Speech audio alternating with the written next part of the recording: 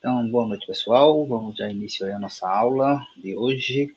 Esse tópico, né, de transporte aquaviário ou modal aquaviário, que é um tópico que nós iniciamos na aula passada, tá? Vamos dar continuidade a esse tópico. Na aula passada, a gente abordou um pouco dos conceitos gerais, algumas características gerais, e a gente focou um pouco na parte de classificação, né, de embarcações, ou seja, a gente falou um pouco de navios, características, tipos de navios, esse tipo de coisa. Hoje a gente vai avançar, falar um pouquinho sobre container, tá? Um pouco de classificação em relação a container e também dos operadores e participantes do modal aquaviário, certo?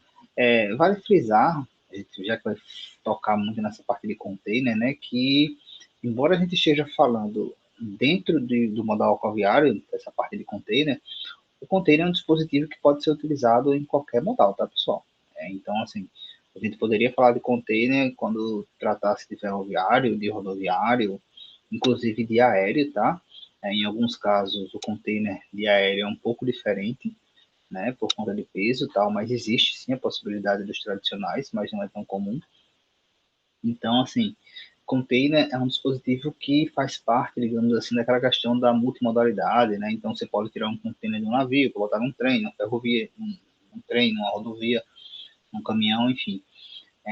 Mas é verdade que quando a gente associa, né, a questão de cargas em container, a primeira associação que se faz em termos de modal é sim com o modal aquaviário, visto que, né, ele é muito utilizado para exportação, né? Então, para transporte de cargas de longo curso, a gente utiliza muito a questão do container, principalmente quando a gente não tem ali nem carga de granel, né, sólido líquido, ou a questão de específicas, como de carros, animais, esse tipo de coisa. Então, tirando esses grupos, a gente usa muito a operação com container. Então, por isso a gente vai tratar dele aqui na aula de hoje, ok? Então, vamos lá. Pois bem, pessoal, vamos começar falando, como eu disse, de container, né? Algumas classificações, conceitos gerais. E assim, eu acredito que todo mundo deve ter, já ter tido contato, né, com um container e saber basicamente como é que funciona um container. O que é um container, né? Muito pelo fato de que, assim como o pallet lá no para armazenagem, né, o container também vem sendo utilizado no dia a dia hoje, né, para várias outras utilidades, várias outras funções, né? Então a gente tem hoje as salas, container, lanchonete com container, né? Lojas com container, hotéis com container, casas com container. Então o container hoje se tornou mais versátil, né? E saiu um pouco daquela utilidade inicial que existia, que era parte de dispositivo para transporte de carga. Então hoje a gente vê aí até no nosso dia a dia com uma certa facilidade a utilização de containers, por exemplo, em obras, né? A gente vê muito em obras, tinha aquela obra ali da pista da entrada aí perto do nosso campus, né, da entrada do Benedito, que eu acho que tinha alguns containers ali, o pessoal da obra, né, tem uma lanchonete, acho que é uma açaí lá na frente do Henrique Kelma, que tem também a questão da utilização do container. Eu lembro de uma loja, acho que é de roupas, né, que utiliza container e o nome da loja é container, né? Então ele vem sendo bastante utilizado, então por isso eu acredito que todo mundo deve ter uma noção boa aí do que é um container. Mas, de forma geral, né, aquele dispositivo, o mais comum é aquele de aço, mas pode ser de alumínio, pode ser de fibra. Esse de fibra, inclusive, é um tipo de container mais utilizado no modal aéreo por conta de peso, tá? E ele é muito comum, né, como eu já disse para vocês, na utilização de navegação de longo curso, né? É utilizado na cabotagem, é utilizado também na cabotagem, mas quando a gente fala de longo curso, existe uma presença maior aí de utilização de container, tá? Então, é um dispositivo que tem ali a utilidade, né, de transportar cargas. A gente vai ver quando falar dos tipos de container, que basicamente os tipos de carga que a gente falou lá quando tratou da questão dos navios, a gente vai conseguir vincular também aqui na parte do container, tá? E assim como a gente falou também lá do navio, existe, quando se fabrica, digamos assim, um container, todo um processo de vistoria, de acompanhamento, né? Existe uma convenção de segurança para ver se aquele material está sendo realmente produzido com da forma que deve ser feito, da forma que deve realmente ser produzido.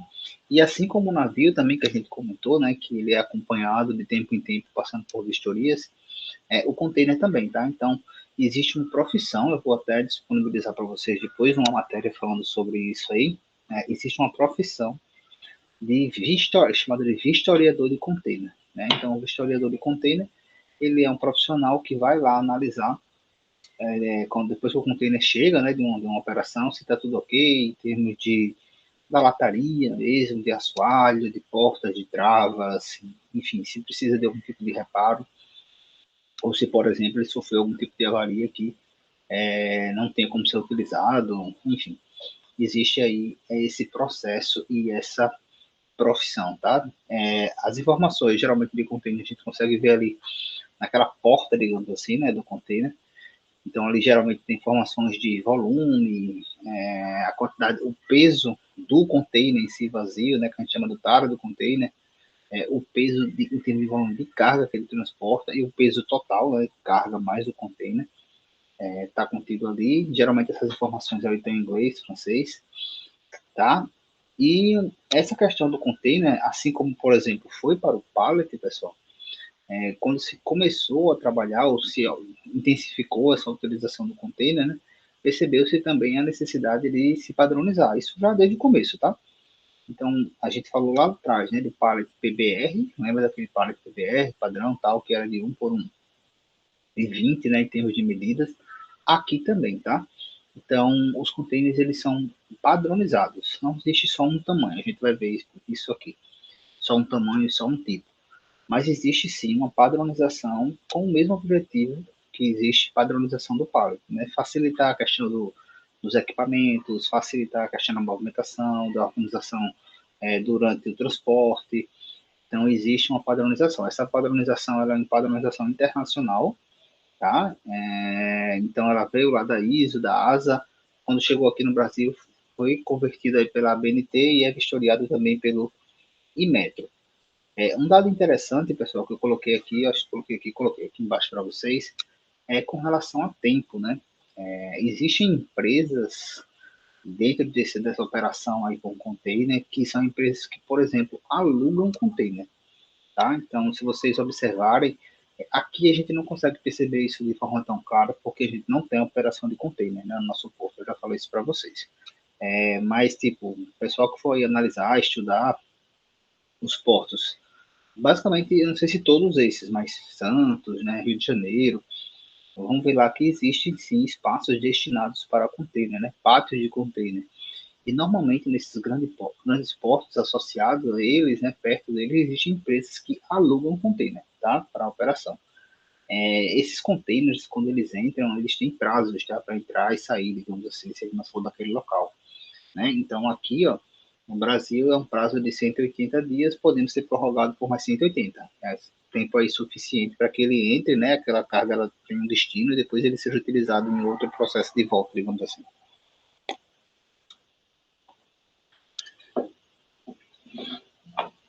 Então vamos falar um pouquinho também de classificação do que se refere a tamanho, tá, pessoal? Como eu falei para vocês, existem as padronizações e uma das principais é com relação a tamanho, assim como foi lá no pallet também, né? Do pallet, quando a gente fala tipo pallet PBR, a primeira coisa que vem na cabeça é que o pallet PBR ele mede 1 por 1,20. Boa noite. Ele mede 1 por 1,20. Aqui também, tá? Quando a gente fala de container, existem basicamente dois tipos. A gente vai ver que existe até um terceiro, mas a grosso modo existem dois tipos, tá? Que é o container de 20 pés e o container de 40 pés. Tá? Pés é uma unidade de medida, né? Que se for transformar aqui, ó, 6,09 o de 20 pés e 12,18 o de 40 pés. Então, esse container aqui de 20 pés, pessoal, ele é chamado, né, de TEU, tá? Container de 40 pés, chamado de TEU, que nada mais digamos assim, uma abreviação do container de 20 pés em inglês, né? Container de 20 pés, certo? Então, é muito comum, caso vocês pesquisem a parte de container, né, que tenha lá dizendo, ó, opera não sei quantos teus, por exemplo. Então, ele está falando de container de 20 pés. Isso é uma linguagem muito comum, tá? E os containers de 40 pés são chamados de FEU, que mais uma vez é abreviando container de 40 pés, tá? Então, essa nomenclatura aqui, ó, de TEU e FEU é muito comum, e como eu disse para vocês, quando vocês forem pesquisar aí, o posto que vocês estão analisando, caso tenha operação de container, é bem provável que vocês vejam esse tipo de nomenclatura aqui, ó. Eles operam não sei quantos containers, TEUs, FEUs, enfim, isso é muito comum, tá? Além disso, né, como eu falei para vocês, existe uma pequena variação, mas quando a gente for falar dos tipos, né, diferentes, eu vou mostrar porque é uma variação específica ali do carga geral, do carga seca, né? Ok? Falando aqui, ó, já dos modelos, já dos tipos de container, a gente chega aqui no primeiro, que é o container mais geral, né, o mais tradicional, digamos assim. Lembra que a gente falou, seguia essa mesma lógica, digamos, lá quando falamos de navios, né? Que tinha um navio de carga geral, que é um navio que conseguia se adaptar para o transporte de basicamente tudo. Então aqui, o dry, né, o de carga seca, ele é exatamente esse tipo de container. É um container que consegue se adaptar a basicamente tudo, tá? Então ele consegue, desde pallets, cargas paletizadas, bags, qualquer outro tipo de dispositivo que caiba aí dentro, né? Lógico que cabe aí dentro, mas ele consegue ter essa capacidade de se adaptar a basicamente todos os tipos de carga, ok? Essas informações, ó, eu comentei com vocês que geralmente elas ficam ali próximas à porta, né, que pode ser considerado porta, ficam aqui, ó, que é o peso, né, o peso da carga em termos de volume também que ele transporta, o peso do container cheio, carregado, e o container vazio, né, que é a tara do container, né, que é semelhante àquela medida que fazem em restaurante, né, quando vai tirar a tara do prato e tal. Ok? Como eu falei para vocês, ó, existe uma variação, tá, que é o high, que é o de container de 40 pés, né, é uma variação do FEU, em termos de altura, tá? Então, ele é um pouco mais alto. Então, a gente tem aqui, ó, uma ilustração do container de 20 pés, tá? A gente tem aqui, ó, 20 pés, container de 40 pés, e aqui o container que continua sendo de 40 pés, mas ele tem uma altura maior em relação ao o container FEU, tá? Aqui eu coloquei para vocês, né, que são aquelas informações, informações gerais dos containers. Eu vou colocar essas informações a respeito de todos, tá? Mas é título de informação, não vou ficar citando aqui, nem vou cobrar isso, lógico. Mas ó, as informações que geralmente tem ali na frente ali na porta, entre aspas, do container são essas aqui, tá? O peso máximo, que no caso o peso do container carregado, né? O peso dele, mais o peso da carga. Isso para o 40 e 20. E aqui o high. O peso da tara, né? Como eu disse, que é ele vazio, e o peso só da carga. Aqui tem as medidas, né? E também a questão do volume, em metros cúbicos. Isso aqui era para estar um 3 aqui, né? Mas enfim, é metro cúbico. Professor, essa última coluna é o quê? Esse aqui É, é desse aqui, ó. É o do high. entendi, professor. Ele tipo é uma versão GG do 40, né? É uma versão aumentada do 40. Certo? Seguindo. Próximo container, tipos de container ventilado, tá? Não é refrigerado. Ainda vamos falar dele, mas esse aqui é ventilado. Ele é uma variação do dry, tá? Do carga seca. A diferença aqui é que tem algumas aberturas, né? Então você observa que tem aqui, ó, aberturas na parte superior e aberturas também na parte lateral, completa aqui do container.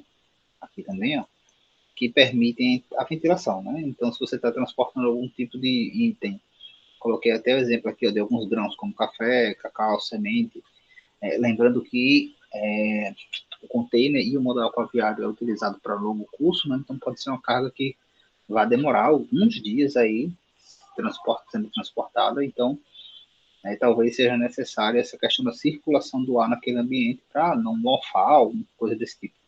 Tá? Então, se existir essa possibilidade e se existir essa necessidade, acima de tudo, existe a possibilidade de se contratar, né, essa questão do container ventilado. Vale frisar, tá, que quanto mais detalhes tiver um container, mais caro ele também vai ser, né? Então, assim, eu quero um carga geral, carga seca lá.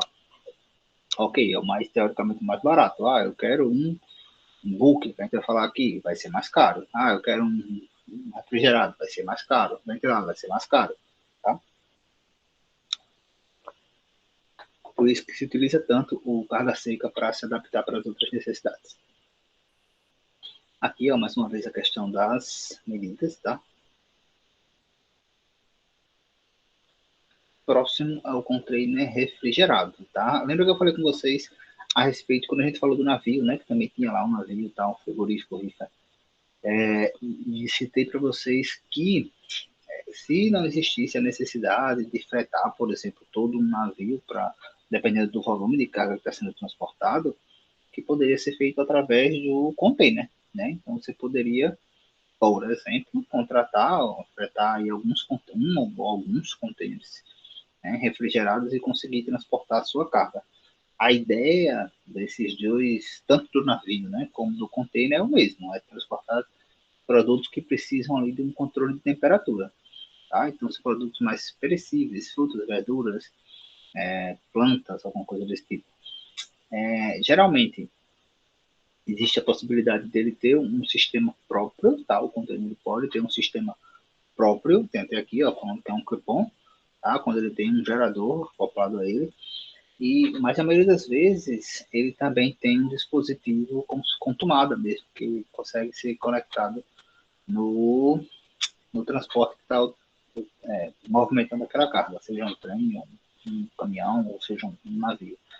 Tá? Então existe aí essa possibilidade.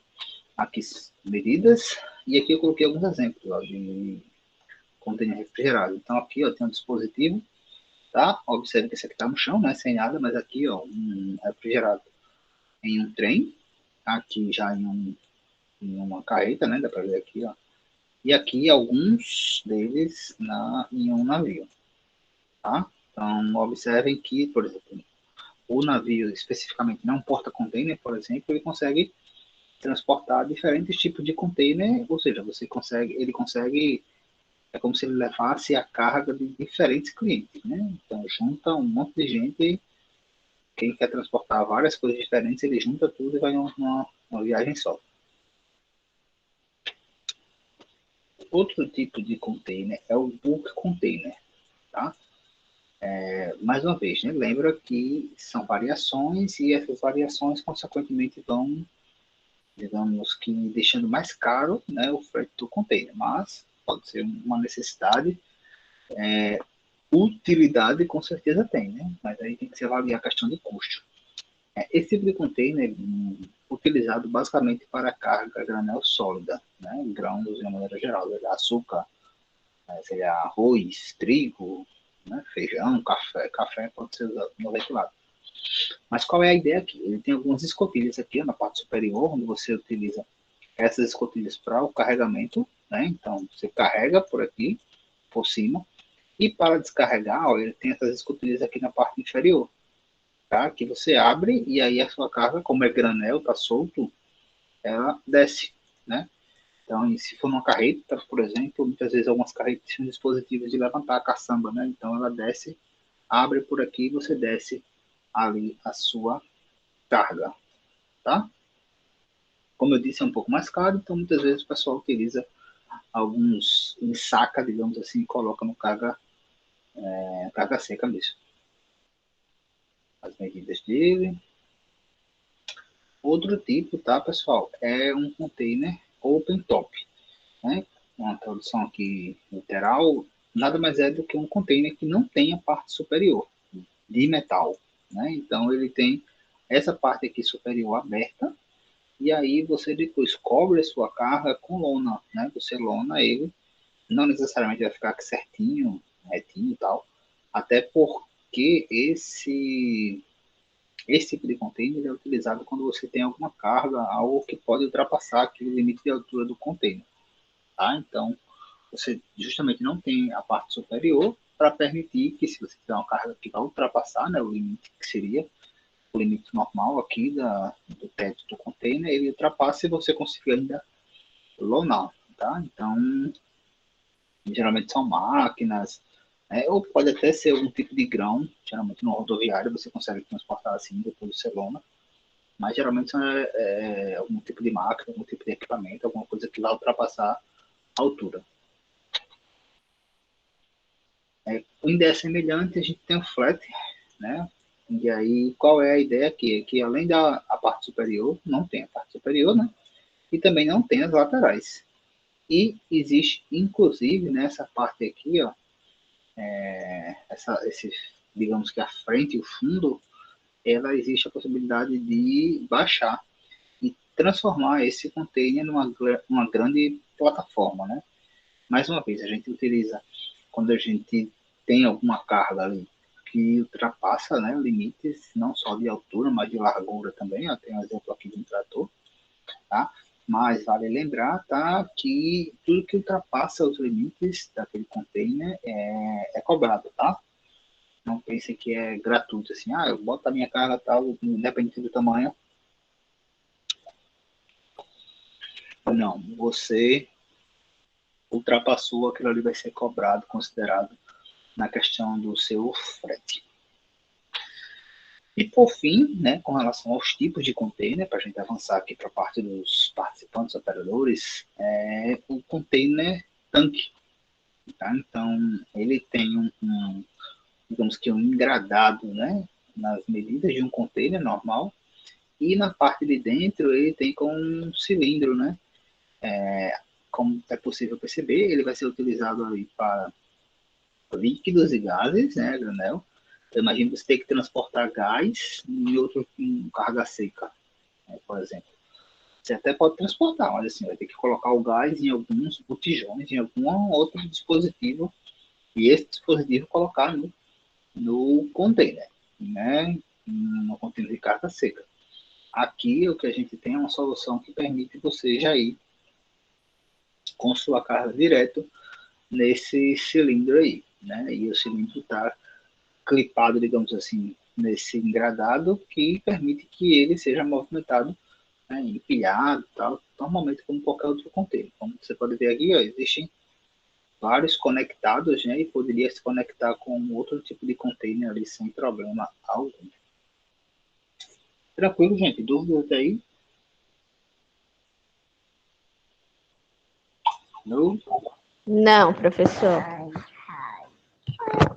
Ok. Uma participação especial aí. Que é mais zoada que tudo. Normal, faz parte. Vamos para frente. Agora vamos falar um pouquinho de operadores, né? Que seriam o quê? Órgãos, instituições, né? Empresas, digamos assim, setores que operam e trabalham em função e para o transporte aquaviário de uma maneira geral. Tá como o marítimo, mas seria como o aquaviário de uma maneira geral, tá? Então, são instituições, né, algumas governamentais, outras instituições de Estado, outras públicas, mas da administração indireta, que estão aí envolvidas nesse processo de modal aquaviário. Né? Então, a gente tem a OMI, Ministério de Transportes, né, ou o Ministério que estiver responsável por essa pasta, as agências, nesse caso a ANTAC, o CEP, Departamento de Marinha Mercante e o Tribunal Marítimo. Vamos falar um pouquinho de cada um deles aí, qual é a função de cada um deles. Primeiro dele está, pessoal, Organização Marítima Internacional, que a gente chama de OMI. A OMI, pessoal, é um órgão, uma entidade, né, ligada à ONU, né? Acho que todo mundo já ouviu falar de ONU, né? Organização das Nações Unidas. E assim, o papel da ONU no mundo, digamos assim, ele é um papel político, né? Um papel de cooperação, de gerar políticas internacionais, né? E a OMI, falando um pouco do que nos interessa mais, ela também tem esse papel, só que voltado para a parte de modal aquaviário, tá? Então, ela vai tratar ali de cooperação, ela vai tratar de questões de legalidade nos mares, né? Ela vai tratar, por exemplo, de questões como pirataria, né? Combate à pirataria nas águas internacionais, né? Embora, como eu até citei, né, hoje à tarde, a pirataria é um termo meio pejorativo, né? Quando você fala assim, eita, um pirata, você pensa logo no um bicho de perna de pau, com um olho só, mas não é isso, tá? Até hoje nós temos piratas, né? Até sugeri um filme, quem não assistiu, sugeri aqui também, que é o filme Capitão Phillips. Acho que é Netflix ou no Prime que tá, não lembro agora não. Mas é um filme já um pouco antigo, mas muito bom, com Tom Hanks. Quem nunca assistiu, bota aí na sua lista de filmes para assistir. Capitão Phillips. Phillips é com PH. P-I-L-I-P-S. Professor, como é capitão em inglês? Porque alguns filmes no Prime eu não consigo achar porque tá em inglês. Capitão é. Eu acho que é Captain. É quase a mesma Tá. coisa. C-A-P. C-I-C. Isso aí. Pronto, tá. Acho que Vou é. tentar em português quanto em inglês. Tá. Mas assistam, é muito bom mesmo. E ele fala justamente de um processo de pirataria, tá? De um barco que está ali na região da Somália. Não vou falar muito do filme não, caso vocês queiram assistir, mas a pirataria ainda existe hoje em dia, tá? E assim, ela existe focada em duas coisas, né? Ou o saque da própria carga, né? O pessoal vai tentar saquear a própria carga do navio, ou eles vão tentar tomar o navio, digamos assim, para tentar resgate, né? De onde for o navio. Então, são esses os focos. Tanto é que existem algumas rotas, né, internacionais aí dos mar, o mar, né, internacional, nas águas internacionais, que o pessoal sempre tem cuidado de passar por conta dessa incidência, digamos assim, de piratas, tá? Então, ainda existe e é algo tratado ali pela ONI, né, que busca sempre essas questões. Outro ponto que carece sempre a atenção é da ONI são esses barcos, não sei se vocês já viram, né? Vai vir, aparece aí e tal, muito triste, mas enfim, de pessoas que estão tentando migrar, né, para outros países tal, e chegam com aquelas condições precárias em barcos tal, teve cenas inclusive bem marcantes aí nos últimos anos e tristes relacionadas a isso. Então, assim, eles focam um pouco nisso aí também, tentam trazer e buscar soluções para essas questões. Então, observe que são questões mais gerais, questões mais políticas, que independem, digamos assim, de um local específico, né? Não é uma ação do Brasil, que é uma ação da Argentina, é uma ação internacional de busca para que se consiga transitar e operar de forma normal, digamos assim, o modal aquaviário. Segundo, pessoal, é o Ministério dos Transportes. Vale frisar que hoje, inclusive, acho que nem é Ministério dos Transportes. Por quê? Porque o governo, né, o governo que estiver no governo, sem ser redundante, mas ele pode alterar, né? O nome dos ministérios pode mudar, né? Você pode fundir ministério, juntar ministério, separar ministério, criar ministério. Isso vai de governo para governo, tá? O que sempre vai permanecer, e eu sempre deixo o mesmo nome Ministério dos Transportes, é porque sempre vai existir, né, ou uma secretaria, ou um ministério, ou, enfim, pode mudar só o título, digamos assim, do órgão, do setor, mas sempre vai existir lá uma parte relacionada à análise dos modais de transporte de uma maneira geral. Hoje eu acho que é vinculado ao Ministério da Infraestrutura, me fugiu agora, mas eu acho que é isso. E quando a gente fala de ministério, né, relacionado à parte do transporte, é um ministério que vai, né, fiscalizar, controlar ou traçar políticas não só para o aquaviário, mas para todos os modais, tá? Então, são ações de governo que vão mudando de governo para governo, tá? E muitas delas são continuadas, né? Então, assim, a gente sabe que, sem querer entrar em mérito de política, tá?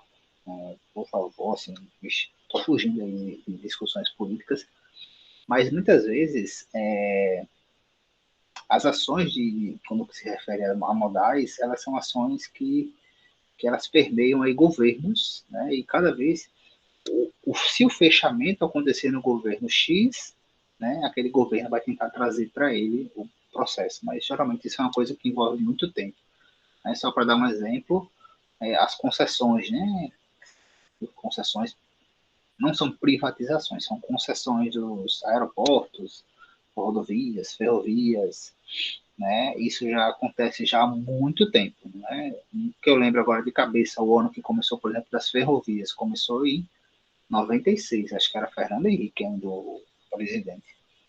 Então, isso vai passando, passando, isso vai sendo aprimorado e tal, e acontece aí ao longo dos governos, porque é uma necessidade, na maioria das vezes é uma necessidade, em alguns casos talvez não, né? Talvez pudesse ser feito de outra forma, mas é isso. Foi. Alguém ia falar? Não, ninguém. Tá.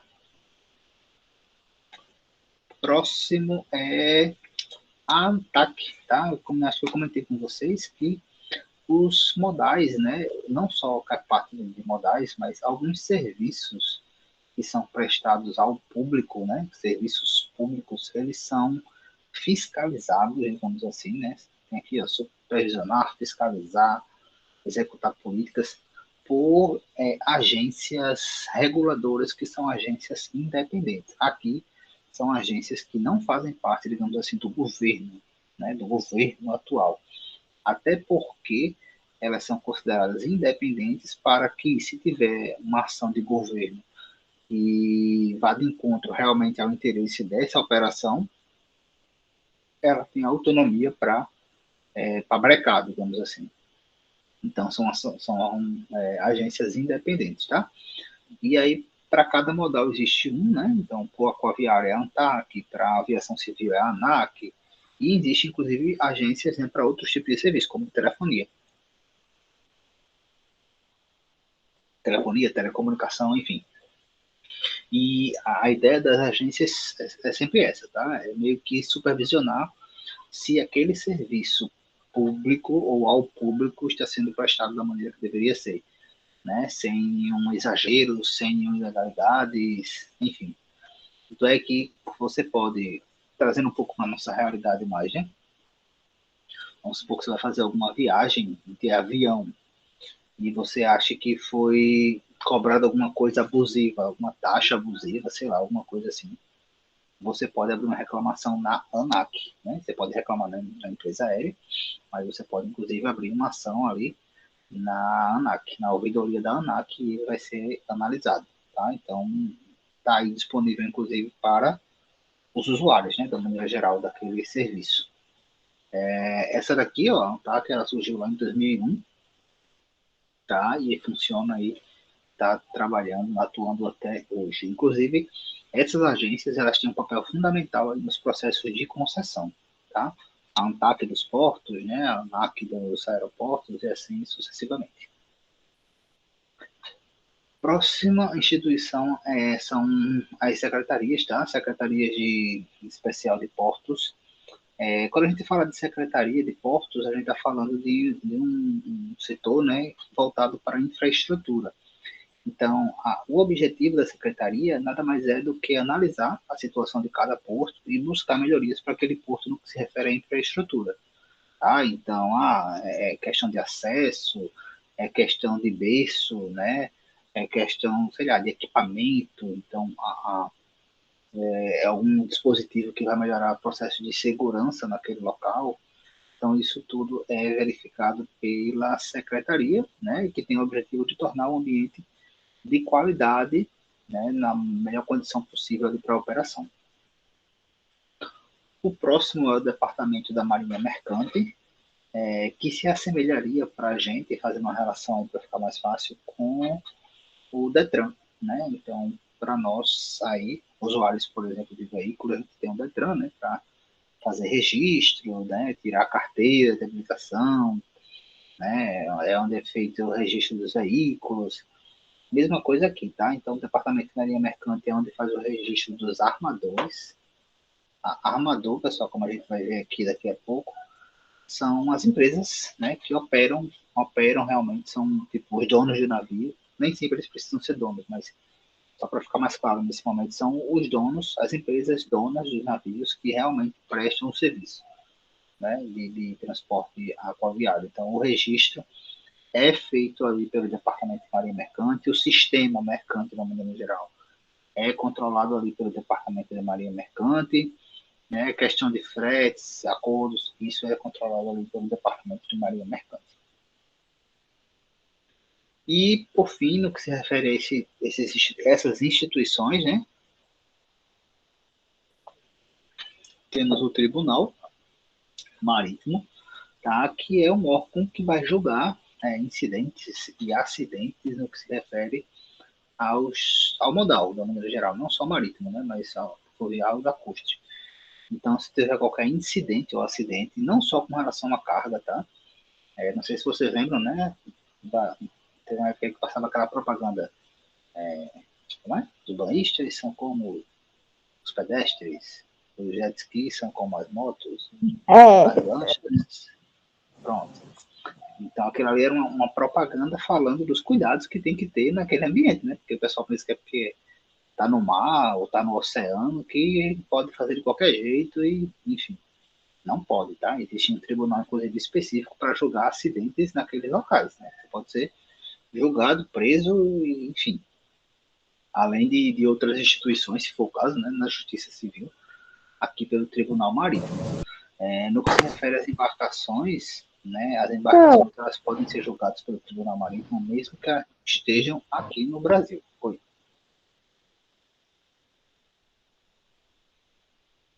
Não? Ah, tá. Então, mesmo que a embarcação brasileira não esteja naquele momento aqui no Brasil, ela está sujeita ali às sanções e julgamentos do Tribunal Marítimo Nacional. Tá? Tranquilo até aqui? Dúvidas? Deixa eu ver aqui alguma coisa, acho que não. Então, vamos seguir. Próximo passo, vamos falar aqui um pouquinho da operação ou dos operadores em si. Tá? Então, essas empresas que a gente vai falar agora são empresas, instituições que operam realmente, que estão envolvidas na operação do transporte do modal aquaviário. Tá? Então, quem eu contrato, quem vai me intermediar, onde é que fica a minha carga, é basicamente isso que a gente vai falar nesse tópico aqui. Oi, alguém? Ô, professor, quais trans... Não, peraí. Eu não sei formular minha pergunta. Peraí, professor. Para qualquer tipo de coisa que a gente vai pilotar no mar, no rio, sei lá, precisa Sim. ter habilitação? Ou é a partir de, tipo, de um navio, de um barco de tal tamanho, sei lá. Não, qualquer coisa não. Tipo uma jangadinha, você consegue. Como é? Um stand-up, você pode rodar tranquilo. Um jet ski, você já precisa. Ah, Geralmente o pessoal roda, né? Roda aí de jet ski, pega o uhum. jet ski, sai, uhul. Mas, ó, não pode, tá? Assim, existem tipos e tipos de jet ski, né? Potência, tal, não sei o que lá. Eu fiquei na dúvida agora se, em termos de habilitação, qual é o documento especificamente que a gente precisa. Isso aí eu confesso a você que eu posso dar uma olhadinha para saber. Mas, assim, precisa de algumas autorizações. Daí para frente precisa. Eu acho que a regra é tudo que for a motor, obrigatoriamente você precisa. Ah, Tá? tá. Então, tipo, jet ski, lancha, aí vai para frente. Tudo que for mais para frente precisa. Agora, se for tipo caiaque, acho que jangada, essas coisas assim não precisa não. Tal, que não precisa não. E aqueles barquinhos que o povo, tipo, usa para fazer turismo nas praias, sei lá, para ir levar para piscina natural, sei lá. Precisa também. Tipo uns catamarã, né? Um negócio. Eu não sei o nome não, professor. Precisa. Se for de jangada, eu acho que não. Porque, tipo assim, na Pajuçara ali, né? Tem aquelas jangadas que ficam ali.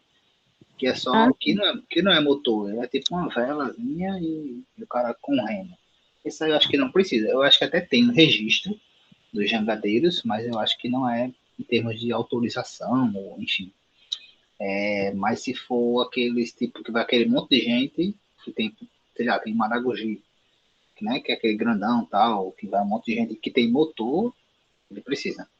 Mas não tem umas jangadinhas, professor, que tem motor, que você fica morrendo de medo que para você. Cai.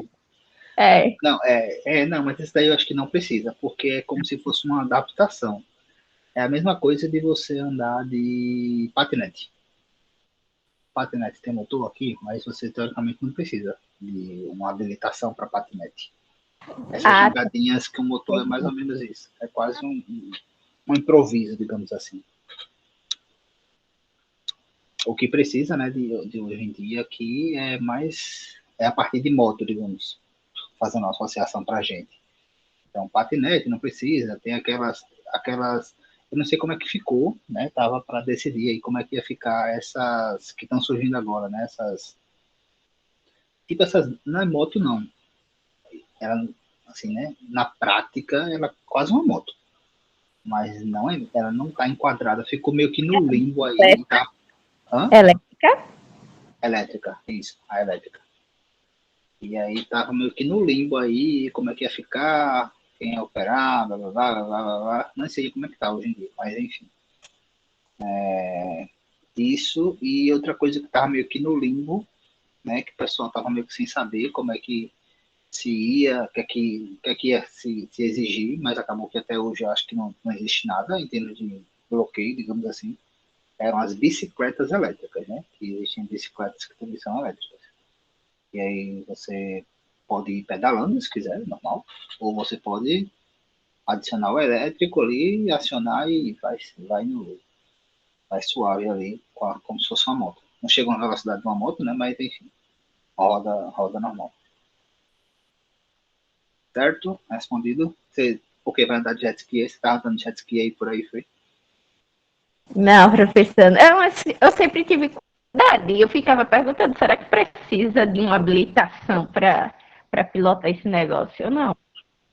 É. Eu vou ver qual é, eu vou olhar exatamente qual é o documento, que eu não confesso a você que eu não sei qual é especificamente o documento que precisa, mas precisa. Apesar de que muita gente não usa, né? Mas tanto é que quando a gente vai em alguns lugares, até aqui mesmo em Maceió, tem lá para alugar o jet ski. Aí, oxe, tá para alugar ali, né? Enfim. Eu vejo que quem tem casa assim de praia, que tem condições financeiras, sempre tem. Aí eu achei que não É, precisava, entendeu? sim. E é semelhante também a uma coisa que também não sei como é que tá hoje, mas o pessoal tava batendo muito em cima, que eram os quadriciclos, né? Que hoje também é meio que, pô, aqui como é turístico e de praia, né? O pessoal roda muito aí de quadriciclo, tem local que você vai, tipo, acho que ali no Gunga tem um passeio bem famoso de quadriciclo, né? E é só chegar e quadriciclo. Mas o pessoal tava tentando brecar isso aí. Não sei como tá. Esse aí eu já fui. Mas como eu tenho carteira, né? Assim, eu não tenho carteira de moto. Se fosse para ser de moto, eu não teria. Mas esse aí eu fui. Jet ski nunca andei, não. Mas acho interessante ver, né? Assim, interessante ali, né? Enfim, já vi tanta coisa acontecer que eu fico meio cabreiro. Mas é isso. Mas eu vou procurar direitinho qual é o documento e aviso para vocês. Beleza? Ó, vamos falar um pouquinho agora aqui dos operadores, certo? Operadores, como eu disse para vocês, aqueles que vão realmente rodar, né, e botar o modal para funcionar. O primeiro deles são os armadores, né? Armador, como eu falei já para vocês, é uma empresa, tá? Então, os armadores são empresas que estão ali estabelecidas tem escritório e tal, em portos, né, regiões de portos, para operar o modal rodoviário. Tá? Aí a gente vai ver que existe essa subdivisão aqui, que é porque alguns armadores eles são proprietários de todos os navios, né? Existem armadores que têm o navio e bota para alocar, e tem armador que é simplesmente um transportador, né? Como se você fosse um motorista. Nem você tem navio, nem você está alugando ou quer alugar um navio, você quer transportar. Além desse, temos as agências, os terminais e os transitários. Vamos falar um pouquinho de cada um deles aqui. Primeiro, os armadores, tá, pessoal? Armador, como eu já falei, né, algumas vezes aqui, são as empresas responsáveis por operar o modal aquaviário, certo? Então, são empresas grandes, né? Então, vocês vão ver, inclusive, aqui eu vou trazer alguns dados em termos de número financeiro mesmo, para você ser um armador aqui no Brasil, o quanto você precisa, né, de investimento para operar aquilo ali. Os armadores, eles precisam estar estabelecidos em algum local, tá? Então, lembra quando a gente falou lá de navio, que o navio tem que ter uma bandeira, e a bandeira pode ser, uma das opções, né, é a bandeira de domicílio do armador. Então, sim, o armador tem que estar estabelecido em algum local, tá? Então, ele que opera, que define ali as rotas, que tem ou aluga ou transporta ali só as cargas. Geralmente, quando você contrata, né, um armador, ele fornece um documento, né, que é o conhecimento de embarque. Eu coloquei aqui para vocês. Cadê? Aqui. Que é o seguinte, é um documento semelhante, né, àquele documento que a gente recebe quando compra alguma coisa aqui mesmo. Sei lá, vamos supor, você comprou um eletro, um móvel, aí vão entregar lá na sua casa, você geralmente recebe a nota, né, e você recebe um documento semelhante a um conhecimento de embarque, né, que é um documento lá que tem especificando qual é o produto, a quantidade, se for mais de um, o preço, quem é o cliente, etc. Blá, blá, blá. E lá tem um espaço para você assinar, né? Confira, o cliente conferiu, estava tudo ok e tal, e assinou, blá, blá, blá, blá, blá. Então, é um documento semelhante àquele ali. Vale frisar que o armador, enquanto ele estiver executando o transporte daquela carga, ele é o responsável pelaquela carga, né? Então, vamos supor que ele está transportando um navio-tanque. E o navio-tanque, por algum motivo, tem um acidente aí e ele perde a carga é despejada no oceano, aquele armador vai ser responsabilizado, tá?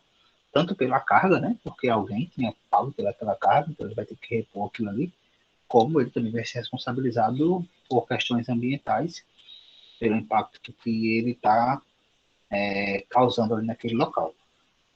Só para vocês verem aqui, ó, como não é tão simples, tá? Ser um armador.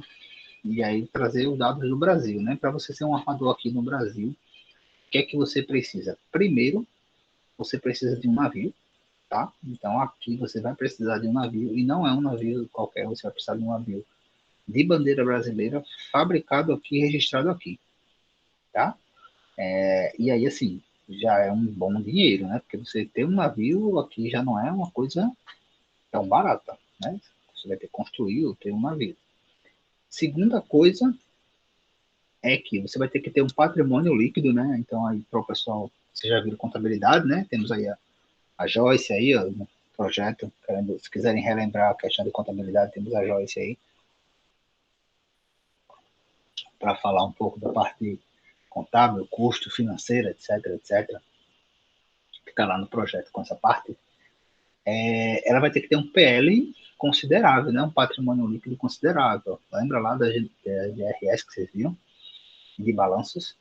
Se for para navegação de longo curso, ele vai ter que ter um patrimônio líquido de 8 milhões, lembrando que é 8 milhões, tá? E vai ter que ter aqui a questão do navio, tá? Lembrando que tem um navio aqui no meio. Se for para cabotagem, 6 milhões. E se for para apoio, né? Tipo aqueles rebocadores, draga, 2 milhões e meio. Então, assim, é um valor considerável para se operar, né? Além de alguns índices, tá? De controle contábil também, que é o índice de liquidez. Não sei se vocês veem isso na disciplina, mas é um índice de liquidez corrente igual ou superior a 1, né, que é considerado um nível também alto. Além de toda a formalização em termos de documentação, que aí, assim, se você tiver a parte de cima, o resto é com certeza mais fácil, né? Autorização, documentação, esse tipo de coisa é bem mais tranquilo. Oi. Ô, professor, não estou entendendo assim essa história de armador. Ele Certo. na prática, ele é quem? Ele é o dono, ele é a transporte. Vamos pensar no rodoviário para ficar mais fácil. É a transportadora. Então, se você quer mandar deixa eu dar um exemplo aqui de um transportador, sei lá, é o Rapidão Cometa, é o Eu acho que eu já FedEx. entendi, professor. Eu acho que eu já entendi. Pronto, são essas empresas. É porque, assim, no aquaviário a gente não conhece tanto, né? Mas seria no rodoviário o FedEx, o Rapidão Cometa, que foi comprado pelo FedEx. Os Essas empresas. Correios. Hã? Tá cortando o quê? Os Correios? Correios. É porque o Correios, ele é um sistema postal, né?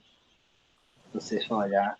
Tanto é que, tipo assim, tem muita gente, né, que hoje em dia tá bem alta, né, na discussão dos Correios. Também não vou entrar no mérito político disso, tá? Mas está bem alta aí a questão dos Correios, né? Tem gente que defende Correios, né? Tem gente que é contra o Correios. E muitas vezes o pessoal quer comparar Correios com o FedEx nos Estados Unidos. E não é a mesma coisa, tá? Então, se vocês verem alguém aí falando, vê lá, tipo, Estados Unidos é o FedEx, bem mais rápido. Lá nos Estados Unidos tem o FedEx, sendo que os Estados Unidos também tem um serviço postal, que é semelhante ao Correios. Então, assim, são coisas diferentes, né? Se for para criticar, né? Vamos Eu estava criticar. aqui na tipo armador. Navio ou pilota, tipo capitão, sei lá. Eu estava aqui, na dúvida. Eu digo, rapaz, acho que não é nenhum dos dois. Cortou teu óleo, como é o capitão, ok? Não, é que eu vendo o senhor falar e lendo aqui, eu imaginando, meu Deus, o que é esse armador que eu ainda não entendi? É quem cria o navio, quem o constrói, o engenheiro, sei lá, ou o capitão, sei lá, quem pilota, navega o negócio. Aí eu digo, É, rapaz, eu acho que não é nenhum dos dois. não é nenhum dos dois, na prática, assim. Ele é. Porque, assim, vamos pensar no rodoviário. Quem pilota o rodoviário é o caminhoneiro, né? Então, o caminhoneiro não é necessariamente o dono da. Vamos pensar na FedEx. O caminhoneiro da FedEx não é dono da FedEx. E nem o cara que construiu o caminhão da FedEx é da FedEx. Então, assim, o armador para o rodoviário é a FedEx. Pensem na FedEx. Pensem na empresa que presta o serviço de transporte aquaviário. É a Pronto. empresa, é a empresa que eu comprei, sei lá, uma tonelada de, sei lá, de comida indiana e quero trazer da Índia para cá. E vai ser por um modal aquaviário. Eu vou ter que entrar em contato com uma empresa que presta esse serviço. Quem é essa empresa? É um armador. Então, o armador é a empresa que presta o serviço. Deu para entender agora? Entendi, professor. Agora eu entendi. Tá. Então, o armador é essa empresa, né? E aí, com relação ao armador, o armador ele ainda tem uma subdivisão. Não sei se vai complicar mais você, Joyce. O armador ele pode ser o dono dos navios. O armador ele pode locar, né? Ele pode locar navios. Então, é a mesma coisa de distribuidora de rodoviário. Muitas empresas que distribuem, que fazem operação de rodoviário, eles têm a frota própria de caminhão, mas eles também podem contratar, né? Assim, caminhoneiros avulsos para prestar serviços para eles, porque para ele, às vezes, não é interessante ter um monte de caminhão sobre como frota própria. Aí é questão de opção mesmo. E existem os armadores que são só transportadores, assim, eles são só responsáveis pelo transporte, tá? Então, eles nem têm navio próprio, né? Eles não locam, mas eles prestam serviço, tá? Então, é como se eu fosse entrar em contato com uma pessoa que só é responsável pelo transporte. Eu vou acompanhar ali aquele transporte, eu posso executar esse transporte aqui, mas você tem que arrumar para mim um navio, que eu não tenho navio, e eu também não loco. Me arrume aí que eu faço. Mas eu não. Mais ou menos isso. Deu para entender? Sim. Para frente, então. Agências marítimas, tá? Agências marítimas, pessoal, são empresas, também são empresas, tá? E elas funcionam, fazendo já uma associação para a gente, como uma empresa de agência de viagens, tá? Então, elas são intermediárias, né? Quando você vai fazer uma viagem, seja para aqui mesmo, sei lá, ou ali em Maragogi, você pode ir por conta própria, né? Você pode fazer tudo por conta própria, ou você pode procurar, sei lá, uma CVC da vida, né, para fazer isso por você. Então, o que é a CVC? É uma agência de viagem, de turismo. A mesma coisa existe para o transporte aquaviário. Então, você entra em contato com uma agência marítima que vai fazer o quê? Na prática, ela vai intermediar, né, a relação entre o porto, onde o navio vai atracar, por exemplo, e o armador, a empresa responsável por transportar o aquaviário. Né? Então, o que ela vai fazer? Ela vai entrar em contato com o porto para ver a questão de taxas, para ver onde é que o navio vai parar, o berço, né? A gente fala berço, lembrando que berço é o local onde ele para, ali, né? Alguns portos têm vários berços, ou seja, várias posições de parada. Então, ele vai ver ali qual berço que o navio vai parar, ele vai providenciar, por exemplo, se o navio precisar reabastecer, é essa empresa que vai providenciar isso. Se precisar de algum tipo de alimento, de limpeza, tudo isso é feito pelas agências marítimas, tá? Então, todo o contato ali, intermediário entre o porto e o operador ali, o armador, é feito pela agência marítima. Existem, geralmente, em locais onde tem porto, existem agências marítimas. Aqui tem algumas, né? Me fugiu agora o nome de algumas. A gente até, no dia que foi lá no porto, a gente conheceu uma empresa, não uma empresa, né? Uma pessoa de uma agência marítima, porque tinha um navio lá e ele estava justamente, no momento que a gente estava lá, ele estava providenciando a limpeza, né? Descarte de lixo, né? Estava retirando a questão de lixos do navio para descarte. Então, isso estava sendo feito pela agência marítima, né? Tanto é que aqui, se eu não me engano, essa empresa que a gente viu lá é de uma pessoa, o pai dela tem uma agência, o tio dela tem uma agência, então é um mercado meio familiar que foi se expandindo. Mas, como eu disse, né, geralmente onde tem porto, tem agência marítima para fazer essa intermediação aí, tá? Digamos assim, outro participante disso aí são os terminais.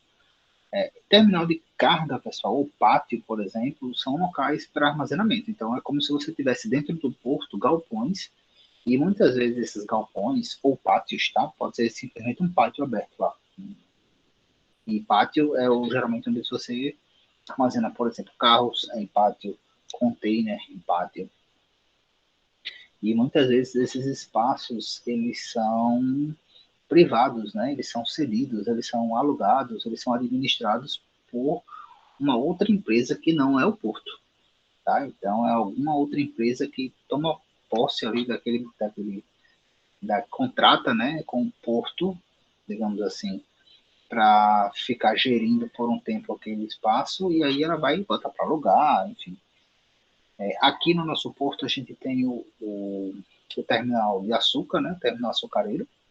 A gente tem a parte de combustível da Transpetro. E não sei se vocês já viram, né, quando a gente passa ali de carro, de ônibus, enfim, de moto, tem uns galpões ali no porto, logo no começo do porto. Quando a gente passa ali naquela curva do perto de Jaraguá, tem uns galpões dentro do porto. Aqueles galpões hoje não são utilizados, tá? Se a gente tiver a oportunidade de entrar, ou se vocês tiverem a oportunidade de entrar, vocês vão ver que alguns ficam lá, inclusive abertos, tal, né? Eles eram utilizados para trigo, né? Mas hoje em dia não tem tanta essa operação aqui, então eles estão lá meio que subutilizados. Pode ser que volte, né? Caso surja alguma outra empresa, alguma indústria, alguma coisa assim que precise de espaço para armazenar, mas hoje em dia ele está totalmente subutilizado, né? E está até meio que lá, não vou dizer jogado não, porque jogado é uma palavra muito forte, mas assim, sem utilização, totalmente sem utilização, tal, sem e aí também não tem mais nenhum tipo de manutenção nesse momento, porque não está sendo utilizado. Mas aí, em alguns portos, né, que vocês vão ver, nesses portos que vocês vão analisar, todos eles geralmente têm terminais de carga, né? Tem partes de pátios, de containers, se for o caso. né? Inclusive, teve uma palestra hoje no evento, né? Falando do evento, não sei se alguém assistiu, mas teve uma palestra, inclusive, falando sobre os portos do Rio de Janeiro, né? Não lembro quem aqui está responsável pelo Rio de Janeiro, mas no evento hoje, o responsável do Porto do Rio de Janeiro deu uma palestra e ele falou tudo que a gente falou do trabalho, assim. Se alguém estivesse assistindo, ia ver que tudo que precisava do trabalho, o cara lá falou. E ele falou essa questão dos espaços, né? Que eles têm espaços para justamente comercializar, digamos assim, com empresas que queiram ou abrir indústrias, né? Porque alguns dos portos no Rio têm esse perfil de porto-indústria, de ter uma indústria perto, ou para questão de pátios, enfim, existe essa possibilidade. E, por fim, tá, gente? Temos os transitários. Quem seriam aí os transitários, né? Imaginem que vocês são produtores, tá? Produtor de café, lá em Minas Gerais, né? Acho que tem Minas Gerais café, né? Enfim, produtor de açúcar aqui. E aí vocês vão exportar esse material daqui, né? De açúcar daqui para a Europa. Então vocês vão ter que contratar um armador, etc, etc, etc, etc. No caso daqui, ó, do açúcar daqui, só uma curiosidade, é que meio que uma cooperativa, não lembro se institucionalmente é uma cooperativa. Mas como é que funciona o açúcar daqui? O açúcar daqui, as usinas, digamos assim, elas ganham a partir do momento que elas mandam o açúcar para o terminal açucareiro do porto. Quando chega no terminal açucareiro do porto, mistura o açúcar de todo mundo, digamos assim. Todo mundo despeja o açúcar lá no terminal, até que esse açúcar vai ser vendido por essa, não sei se é associação cooperativa, não sei o que é. E aí já o açúcar de todo mundo, e quem queria receber lá atrás, né, tipo as usinas já receberam lá atrás, e o açúcar é misturado. Não é tipo assim, vai sair um lote aqui, a usina X vendeu, então vai ser a usina X que vai enviar. Não, tá? As usinas elas mandam para o terminal açucareiro e todo mundo bota junto lá o açúcar, né? Todo mundo fica tudo misturado lá e depois quando chegar um navio, é o açúcar todo misturado que vai-se embora. Então, vamos supor que vocês são produtores de alguma coisa daqui, né? Não vou colocar o açúcar não, porque o açúcar tem essa peculiaridade de sair tudo junto. Vamos supor que vocês são produtores de, sei lá, pecuária, de gado, ovelha, sei lá, alguma coisa assim, de búfalo. Então, do búfalo aqui, em São Luís de Quitunda, né? De búfalo. E aí vocês querem mandar uma carga de búfalo para a Europa. E aí, o que vocês fazem? Vocês vão ter que ter um armador, etc, etc, etc. Mas ainda assim, vocês querem ter uma pessoa acompanhando todo esse processo. Quem é essa pessoa, a empresa, digamos assim, é o transitário. Então, o transitário, ele é tipo um consultor, pensem assim, que ele vai acompanhar a sua carga desde quando você deixou a carga. Então, pense no búfalo. Eu tenho uma fazenda de búfalo lá em São Luís de Quitumbe. Eu vou acompanhar desde o momento que esse búfalo está sendo colocado num caminhão para chegar até o porto.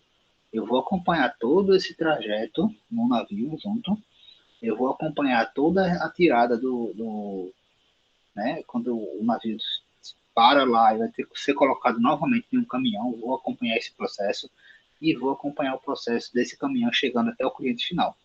Então, o meu trabalho é acompanhar todo esse processo do momento que a sua carga está sendo carregada para sair até o momento que ela foi descarregada para entregar ao cliente final. Então, essa empresa, ela tem esse papel de acompanhar esses processos, né? Então, você pode contratar esse tipo de empresa, caso você queira, um tipo mais de cuidado, de acompanhamento da sua carga, tá? É possível que se utilize esse tipo de colaborador. Ok, gente, dúvidas? Nenhuma. Tranquilos, tranquilos. Sim. Ok, então a gente chega aqui ao final. Deixa eu só reforçar algumas coisas de trabalho com vocês, tá? Lembrando primeiro que nós temos um trabalho, tá? Que está aberto até domingo, tá? É só entregar o CGA Cada equipe ficou com um porto, né? Caso alguém esteja sem assunto ainda, fala lá no grupo do WhatsApp para direcionar, tá? Então, cada equipe ficou com um porto que está lá no grupo do WhatsApp e vocês vão pesquisar, né?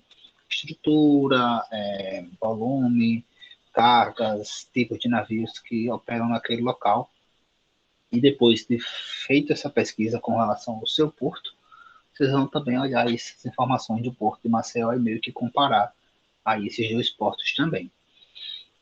Vocês vão ver que, de uma maneira geral, é uma comparação até meio ingrata, sabe? Porque, assim, aqueles portos que estão lá para vocês são os principais do Brasil, né?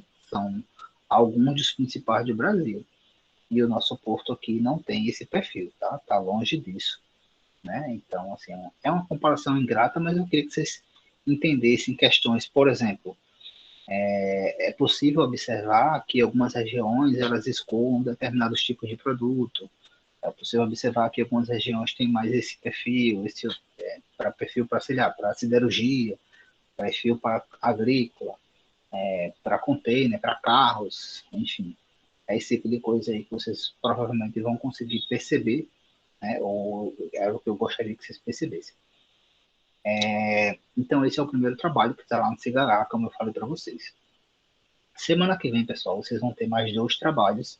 Os 2 trabalhos são em grupo, tá? Mesmo grupo, a não ser que tenha algum problema no grupo, vocês falam comigo, mas enfim. Inicialmente o mesmo grupo. E esses 2 trabalhos são para apresentar, hoje é a semana que vem, tá? Eu não vou colocar agora no CIGA para não confundir vocês, não girar um balaio aí de informação, mas segunda-feira eu já disponibilizo no CIGA. São 2 trabalhos de apresentação, são os 2 trabalhos, juntamente com esse agora de domingo, que vão fechar a nota da AB1, certo?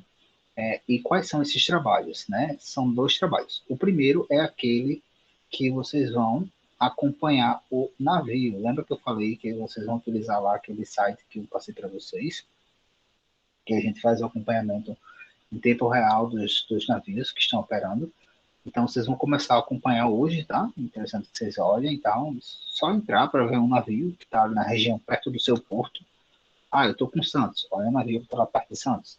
Ah, eu estou com, sei lá, Rio de Janeiro, olha um navio que está lá perto do Rio de Janeiro. Só escolhe navio, você não precisa começar a ficar olhando. E outra coisa, tá? Acho que foi o Ronald que perguntou, tá? Não precisa ficar olhando 24 horas. Não precisa ficar doido lá, né? Tipo aqueles trabalhos de jardim infantil que tem. Cuide do ovo, né? Não sei se você já viu esses trabalhos. Cuide do ovo. Você tem que ficar cuidando do ovo durante uma semana. Não pode cair. Tem que levar o ovo para todo lugar e o ovo não pode quebrar, enfim. Não é isso, tá? Vocês conseguem tranquilamente acessar uma vez no dia, né? Como é em grupo, vocês podem até revezar isso. O navio não é tão rápido assim, ele pode até andar um pouco mais, você sabendo qual o nome do navio que você escolheu, né? E mais ou menos para onde a direção que ele estava indo, você consegue achar ele tranquilamente. Então, assim, um dos trabalhos é esse. Vocês vão lá pegar um navio perto do porto onde vocês estão estudando e acompanhar esse navio por uma semana, certo? Qual é a intenção desse trabalho? A intenção desse trabalho é, primeiro, que vocês vejam os navios, né? Que vocês vão ter que apresentar também na próxima semana qual foi o navio que vocês ficaram, qual o tipo desse navio, qual é a carga qual a capacidade de transporte dele e mostrar um pouquinho das rotas, tá? Então vocês vão ver que alguns navios estão operando ali só no Brasil, né, ao longo desse tempo. Se já está vindo de uma rota internacional, se está indo para uma rota internacional, a gente não consegue ver, infelizmente, os tipos de carga, né? Acho que por uma questão de segurança, até por conta daquilo que a gente falou de pirataria e tal, mas a gente consegue ter uma noção de operação mesmo do aquaviário em tempo real. Então, esse é um trabalho. O outro trabalho é um trabalho semelhante ao que a gente fez no semestre passado, né? Então, lembra que a gente fez um trabalho lá que pesquisou alguns pontos como na parte de armazenagem, né? Que a gente pesquisou lá, soft storage, voice picking, pick by light, essas coisas. Então, aqui também nós teremos um trabalho assim. Eu vou distribuir também para os grupos algumas questões relacionadas a transporte especificamente, tá? E aí vocês vão pesquisar e vão apresentar isso na próxima sexta.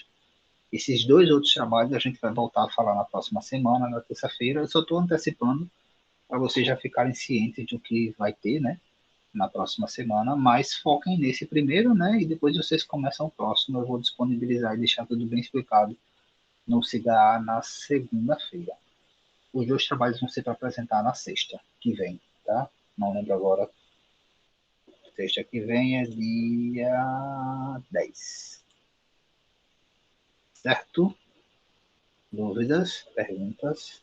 Ô, professor, mas terça-feira é feriado, aí o senhor vai dar aula terça ou vai ficar pra Terça é falar? feriado, é? De novo. É 7 de setembro. Misericórdia. Veremos, eu vejo. Mas eu acho que não. Com certeza a terça não vai ter aula. Ponto. Então eu vou ver se eu provavelmente vou jogar de novo para quarta. Porque a gente já teve um feriado, não foi? A gente não já teve um feriado, não foi? Ou eu tô ficando doido? Foi porque estava encerrando a matéria de conta de custo. Sim. Teve Não, mas teve um feriado Professor, semana passada. quarta-feira dá para dar aula. Quarta-feira dá tranquilo. Não, então não entendi. Aí alguém falou por cima do outro que eu cortei. Quarta-feira o quê? Da tranquilo eu entendi. Quem falou o outro?